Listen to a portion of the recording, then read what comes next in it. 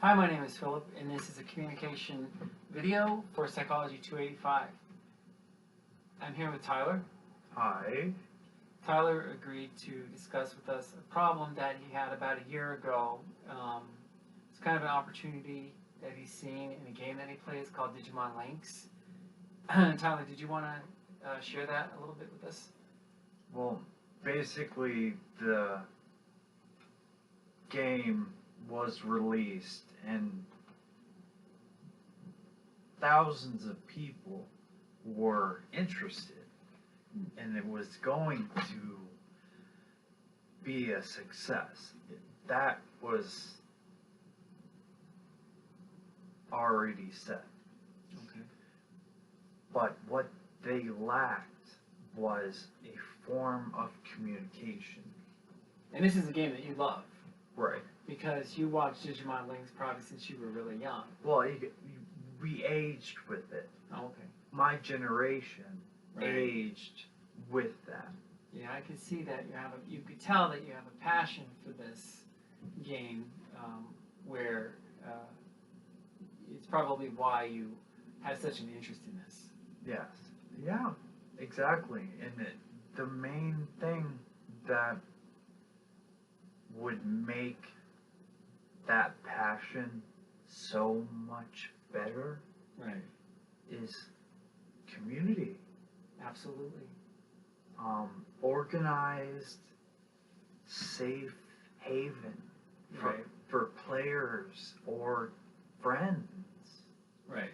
To just So you wanted to create a place for them, for the Digimon Links players, to be able to get together, to make new friends who have similar interests with that game, and also to be able to help them learn, I'm sure, a lot of different skills and work together in a co-op level with the game. Right. So that they can advance more, right? We would bounce off each other. So if one person, say, I discovered this instance, here you go, guys. Right. Everyone enjoyed Absolutely. a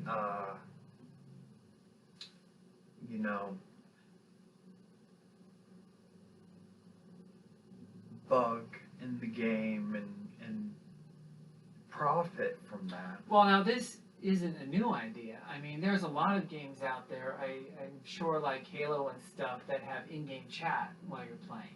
Right. And they didn't do that with Digimon Links? There's no in-game chat that pops up where you could talk to each other while you're playing? There is an in-game chat, but because the original game was based from Japan, it was not expected to blow up as it did. Oh, okay.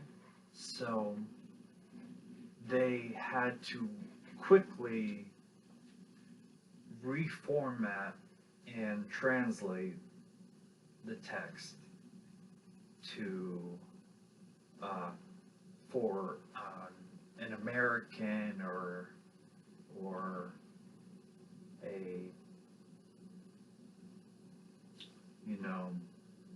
all the other continents out there, Indonesia. So how did you go about solving this? Basically, I took what was already set up as a gaming platform to communicate, Okay. called Discord. Oh, I've heard of Discord. And Discord is pretty much open source. Everyone works together and builds on it. Oh, nice. So even today, you can apply for a job on Discord for software engineering, Right. for instance. But So you got on Discord, you were able to create this server, this community that would help members or players, I should say, from Digimon Links get together, make friends, And- work together on co-op on the game. and keep playing Oh wow! because it And how long did it take you to get that set up and get it going? originally 6 months.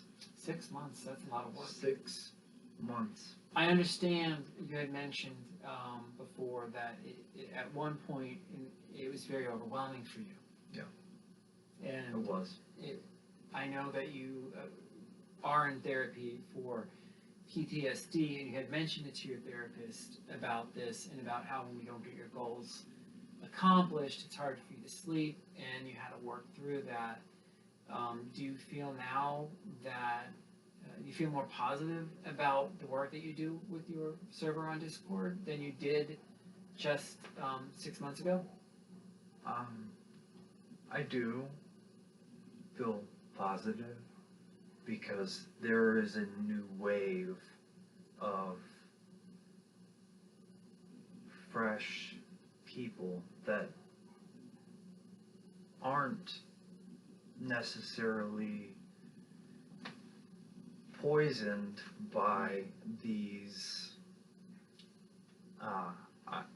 I would call villains in the game. Yeah, and you're certainly very excited and, like I had mentioned, passionate before about what you do. Do you get paid for doing this? No, nothing. So, I have a donation, but okay. that's So what drives you to do this? What's the motivator?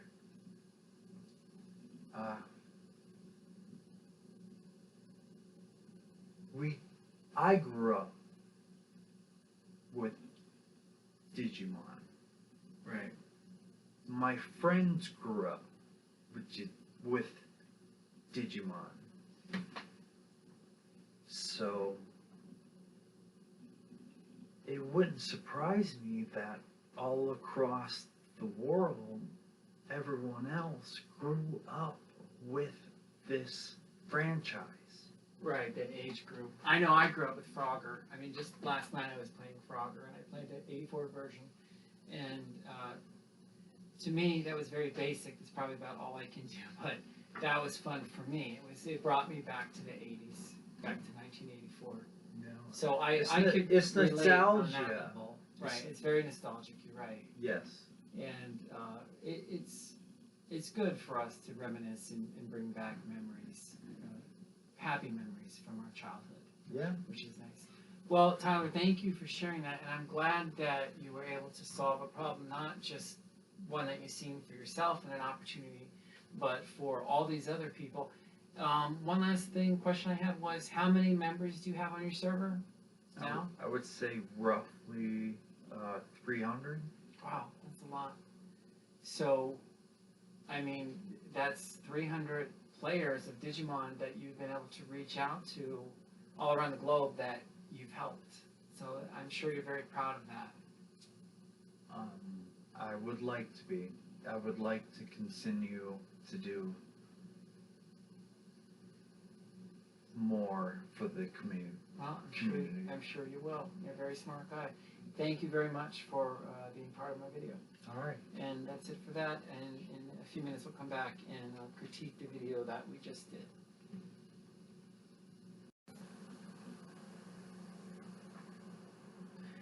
Okay, we're back. Watching the video was interesting, and there was some things that we both thought that could be done differently.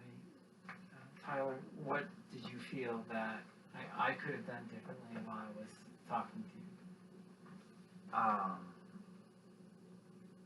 you? You could have been more relaxed. I know. Yeah. It's hard. You were. I get nervous on video. You were pretty tense. Yeah. So you gotta ease up on relaxing and maybe give the room a whole, Right. I can see how that would be kind of frustrating.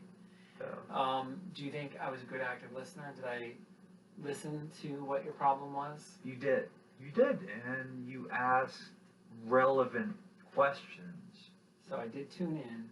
I definitely was trying to listen closely. It was kind of hard. I'm not a gamer, so being able to relate to him with the same like passion and intensity, like I had mentioned in the video, I was playing Frogger last night from like 1984, and he's playing a game that's extremely advanced that I would have no idea how to play these games from today.